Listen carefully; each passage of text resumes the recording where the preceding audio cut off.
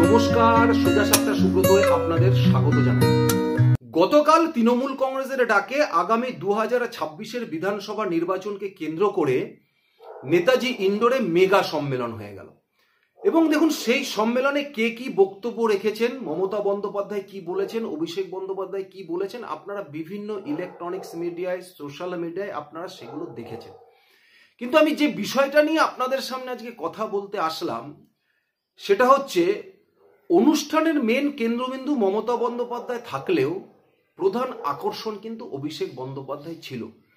কারণ বেশ কিছুদিন ধরে অভিষেক বন্দ্যোপাধ্যায়কে নিয়ে যে কথাগুলো দলের অভ্যন্তরে উঠছিল, এমনকি মমতা বন্দ্যোপাধ্যায়ের একাধিক কথা, তার উপরে ভিত্তি করে অভিষেক বন্দ্যোপাধ্যায় গতকালের মিটিংয়ে আদৌ আসবে কিনা বা আসলেও কি বক্তব্য রাখবেন, এটা কিন্তু সবার কাছে একটা চর্চার বিষয় ছিল।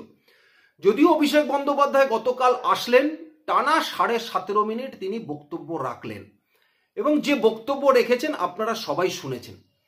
আচ্ছা, আপনাদের কি কখনো এটা মনে হয়েছে যে অভিষেক বন্দ্যোপাধ্যায় কি কথাগুলো গতকাল বলতে পারত, যেগুলো তিনি হয়তো ইচ্ছাকৃত না বলা থেকে গেছে তার মুখ থেকে?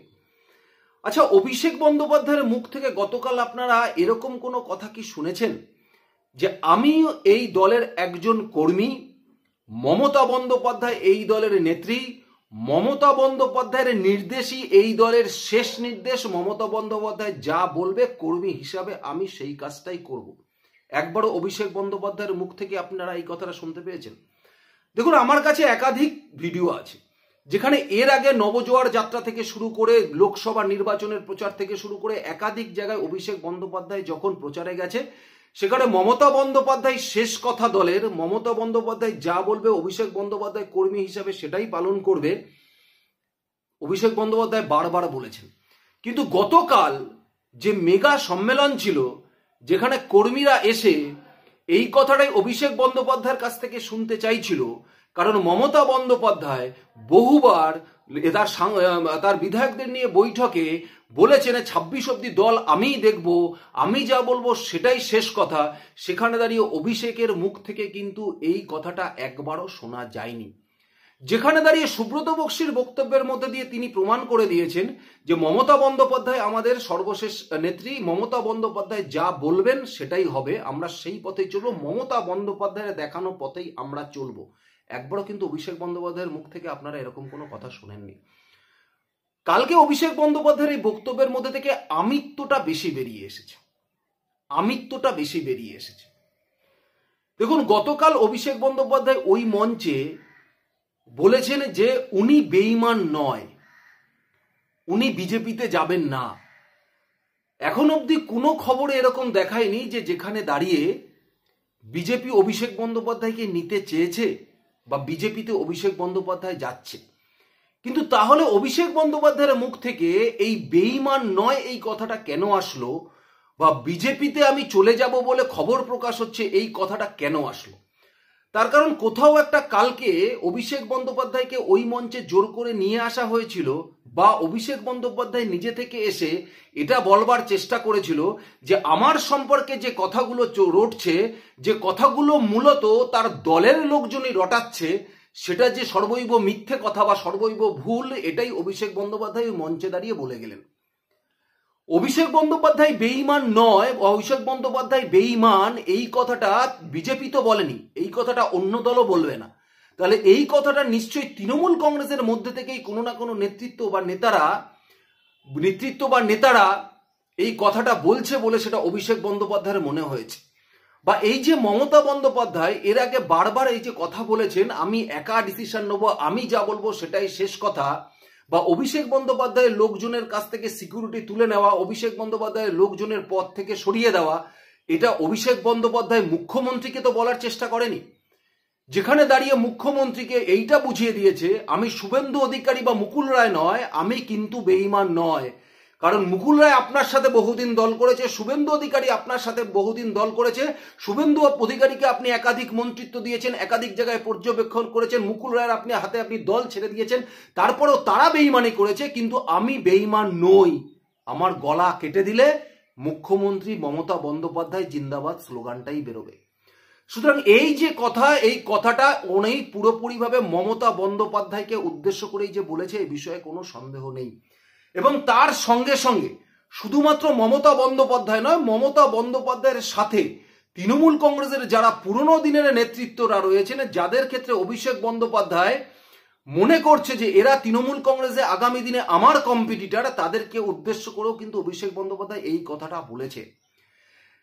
গতকাল মঞ্চে দাঁড়িয়ে অভিষেক বন্দ্যোপাধ্যায় মমতা বন্দ্যোপাধ্যায়ের লড়াইয়ের ইমেজকে সামনে আনেনি। একবারও বলেনি মমতা বন্দ্যোপাধ্যায় কিভাবে আন্দোলন করে করে করে করে উঠে এসেছে, যেখানে দাঁড়িয়ে যারা নতুন প্রজন্ম আছে তাদেরকে মমতা বন্দ্যোপাধ্যায়ের লড়াইটাকে জানতে হবে, লড়াইটাকে শিখতে হবে। কিন্তু ওই মঞ্চে দাঁড়িয়ে উনি বলেছেন উনি 7 লাখ ভোটে জিতেছেন। তার মানে কোথাও একটা ওই মঞ্চে বসে থাকা সমস্ত এমপি, এমনকি মমতা বন্দ্যোপাধ্যায় যিনি একটা সময় সাংসদ ছিলেন, তাকেও উদ্দেশ্য করে বলা হয়েছে আমি কিন্তু 7 লাখ ভোটে জিতে এসেছি, আমি কিন্তু 7 লাখ ভোটে জিতে এসেছি। সুতরাং আমাকে বাদ দিয়ে, আমাকে ছেড়ে দিয়ে সবকিছু দলে একা করবে, এটা কিন্তু হবে না। কোথাও একটা মনে হয়েছে অভিষেক বন্দ্যোপাধ্যায় এই ইন্ডিকেশন নিজের দলকেই দিতে চেয়েছে, বা বলতে পারেন প্রত্যক্ষভাবেই বা পরোক্ষভাবে মমতা বন্দ্যোপাধ্যায়কেই বলেছেন বলে আমার অন্তত মনে হয়েছে। এবং সর্বশেষ সবথেকে বড় কথা, গতকাল যে সম্মেলন হয়েছিল সেই সম্মেলনের পোস্টারে কিন্তু কোথাও অভিষেক বন্দ্যোপাধ্যায়ের ফটো ছিল না, কোথাও অভিষেক বন্দ্যোপাধ্যায়ের ফটো ছিল না, একমাত্র মমতা বন্দ্যোপাধ্যায়ের ফটো বা ছবি ছিল, যেখানে দাঁড়িয়ে দল এটা প্রমাণ করাতে চেয়েছে যে দলের শেষ কথা কিন্তু মমতা বন্দ্যোপাধ্যায় বলবে, কোনো দাদা ঠাদার কথা কিন্তু চলবে না। সুতরাং যারা যারা এই অভিষেক বন্দ্যোপাধ্যায়ের নাম নিয়ে বেশি কথা বলেছেন তাদের কিন্তু চলবে না। কারণ আপনাদের মনে থাকবে যে অভিষেক বন্দ্যোপাধ্যায়ের জন্মদিনে অভিষেক বন্দ্যোপাধ্যায়ের বাড়ির সামনে গিয়ে এরকম অনেক নেতৃত্বকে পরবর্তীকালে মমতা বন্দ্যোপাধ্যায়ের কোপে পড়তে হয়েছে, যারা মুখপাত্রের পদও হারিয়েছে, মুখপাত্রের পদও তাদেরকে হারাতে হয়েছে। তাই অভিষেক বন্দ্যোপাধ্যায় গতকাল মঞ্চে দাঁড়িয়ে, যেখানে অভিষেক বন্দ্যোপাধ্যায়ের কোনো ছবি নেই, ঠিক আজ থেকে 2 বছর আগে 2023 সালে একই রকমভাবে লোকসভা নির্বাচনকে সামনে রেখে নেতাজি ইন্ডোর স্টেডিয়ামে মমতা বন্দ্যোপাধ্যায়কে ছবি দিয়েই শুধুমাত্র প্রচার করা হয়েছিল, অভিষেক বন্দ্যোপাধ্যায়ের কোনো ছবি কিন্তু সেখানে ছিল না। অভিষেক বন্দ্যোপাধ্যায় কিন্তু সেই মিটিংয়ে উপস্থিত হয়নি। এমনকি বলা হয়েছিল অভিষেক বন্দ্যোপাধ্যায়ের শারীরিক অসুস্থতার কারণে উপস্থিত হয়নি, ভার্চুয়ালে কয়েক মিনিট তিনি বক্তব্য রেখেছিলেন। কিন্তু কুণাল ঘোষ 2023-এর ওই মিটিংয়ের পরে তিনি বলেছিলেন যে ওই মঞ্চে কেন অভিষেকের ছবি ছাড়া তৃণমূলের মঞ্চ হলো, অর্থাৎ অভিষেকের ছবি ছাড়া তৃণমূলের মঞ্চ অসম্পূর্ণ, এটা হতে পারে না, এটা ঠিক হয়নি। অভিষেক পরিশ্রম করে, আত্মত্যাগ করে উঠে এসেছে। ব্যাপারটা কখনোই মমতা দি বানাম অভিষেক নয়, ব্যাপারটি মমতা দি এবং অভিষেক। তার মানে কোথাও একটা অভিষেক বন্দ্যোপাধ্যায়ের ছবিকে কেন্দ্র করে দলের মধ্যেই যে দ্বন্দ্ব তৈরি হয়েছিল, সেটা 2023 সালের পরেই কুণাল ঘোষের এই বক্তব্যে, 23 সালের সেই সভার পরে কুণাল ঘোষের বক্তব্য থেকেই কিন্তু উঠে এসেছিল যে কেন অভিষেকের ছবি রাখা যাবে না, রাখা হবে না। তার মানে অভিষেকের ছবি রাখা হয়নি বলে ওই মঞ্চটাই অসম্পূর্ণ থেকে গেছে। এবং সেই কুণাল ঘোষই এবারে এই মেগা বৈঠকের পরে তিনি তার সোশ্যাল মিডিয়ায় যে পোস্ট করে এবং যে ছবি দিয়েছে, সেই লেখাতে একবারও কিন্তু অভিষেক বন্দ্যোপাধ্যায়ের যে সেনাপতি, যেটা কুণাল ঘোষ বারবার বলতো, বা অভিষেক বন্দ্যোপাধ্যায়ের নামই কিন্তু তিনি উচ্চারণ করলেন না। তিনি সোশ্যাল মিডিয়ায় ছবি দিয়ে লিখেছেন যে চতুর্থবার বাংলা মমতা বন্দ্যোপাধ্যায়ের নেতৃত্বে বিপুল গরিষ্ঠতার সরকার গঠনের পথে, নেতাজি ইন্ডোরে তৃণমূল কর্মীদের সম্মেলনের আরো কিছু মুহূর্তে সেই শপথের প্রতিফলন। তার মানে এইখানে তিনি অভিষেক বন্দ্যোপাধ্যায়ের নামই কিন্তু উচ্চারণ করেনি, একবারও নাম উচ্চারণ করেনি। যে কুণাল ঘোষ 2023-এ মঞ্চে অভিষেক বন্দ্যোপাধ্যায়ের ছবি ছিল না বলে মঞ্চ অসম্পূর্ণ বলেছিল, অভিষেক বন্দ্যোপাধ্যায় বানাম মমতা না, অভিষেক বন্দ্যোপাধ্যায় এবং মমতা সেটা বলেছিল, সেই কুণাল ঘোষ এবার কিন্তু এই মেগা সম্মেলনের পরে তার পোস্টে অভিষেক বন্দ্যোপাধ্যায়ের নামটাও উচ্চারণ করেনি। এবং তার সঙ্গে সঙ্গে যে ছবিগুলো উনি রেখেছেন, সেই ছবিতে মমতা বন্দ্যোপাধ্যায়ের বক্তব্য দেওয়ার ছবি রাখলেও অভিষেক বন্দ্যোপাধ্যায়ের ছবি কিন্তু রাখিনি। সেখানে অভিষেক বন্দ্যোপাধ্যায় যখন সেই সম্মেলন ছেড়ে চলে যাচ্ছে গাড়িতে, কাঁচ নামিয়ে হাত জোড় করে, সেই ছবিটা কুণাল ঘোষ দিয়েছে। কি ইঙ্গিত করছে? কি ইঙ্গিত করতে চাইছেন?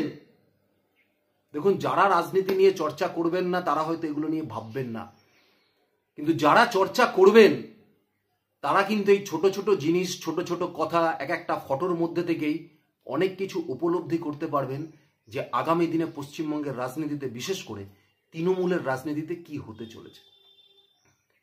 লড়াইটা যে পিসিআর ভাইপোর শুরু হয়েছে গতকাল মঞ্চেই অভিষেক বন্দ্যোপাধ্যায়ের বক্তব্যের মধ্যে থেকে সেটা যেরকম ভাবে প্রমাণ পেয়েছে, এবং কুণাল ঘোষের এই পোস্টের মধ্যে থেকে এটা আরো ভালো করে প্রকাশ পেয়েছে যে দল কিন্তু পিসি ভার্সেস ভাইপোতে পরিণত হয়েছে। দল পিসি ভার্সেস ভাইপোতে পরিণত হয়েছে।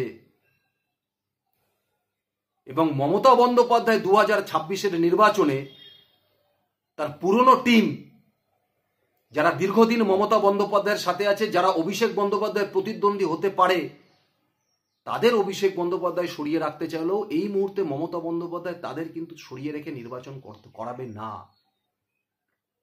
এবং মমতা বন্দ্যোপাধ্যায় যে শেষ কথা বলবে সেটা মমতা বন্দ্যোপাধ্যায় প্রমাণ করাতে চাইলেন, আর অভিষেক বন্দ্যোপাধ্যায় মঞ্চে দাঁড়িয়ে এটা মমতা বন্দ্যোপাধ্যায়কে ইঙ্গিত করে বলে যাচ্লেন যে আমি 7 লাখ ভোটে জিতেছি। সুতরাং আপনাদের কি মনে হয়?